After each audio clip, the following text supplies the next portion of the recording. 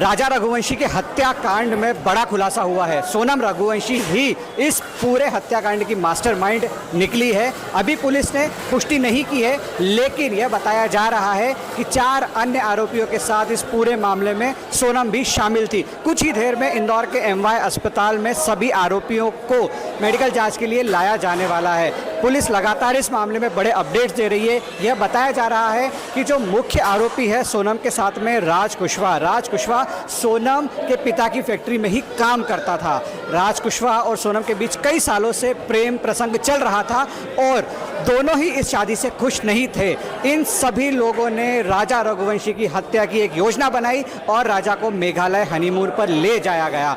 राज ने अपने साथ में कई अन्य आरोपियों को भी लिया और पूरी प्लानिंग के साथ में राजा रघुवंशी की हत्या कर दी। अब से थोड़ी ही देर में पुलिस MY के अस्पताल में मेडिकल जांच के लिए राज कुशवाहा और 7 के अन्य आरोपियों को लेकर आने वाली है।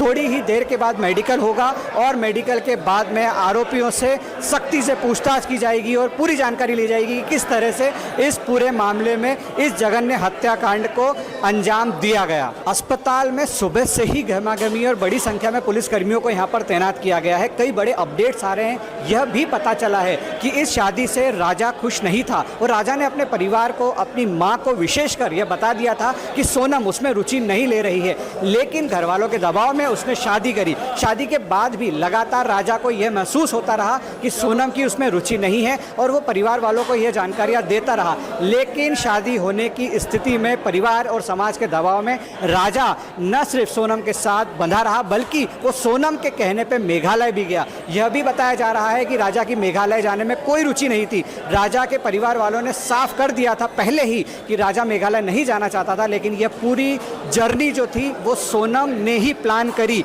यह भी बताया गया है कि सोनम ने सभी टिकट्स बुक करे। पुलिस ने इंदौर में सुबह एक प्रेस कॉन्फ्रेंस भी करी, जिसमें एडिशनल DCP राजेश दंडोतिया ने यह साफ किया है कि इस पूरे मामले में 5 आरोपी हैं, लेकिन अभी यह पुष्टि नहीं की गई है कि इसमें सोनम की भूमिका क्या है। मेडिकल जांच के बाद में पुलिस एक बार फिर यहां पे प्रेस कॉन्फ्रेंस करेगी, जिसमें बताया जाएगा कि सोनम और बाकी अन्य आरोपियों की इस पूरे मामले में क्या भूमिका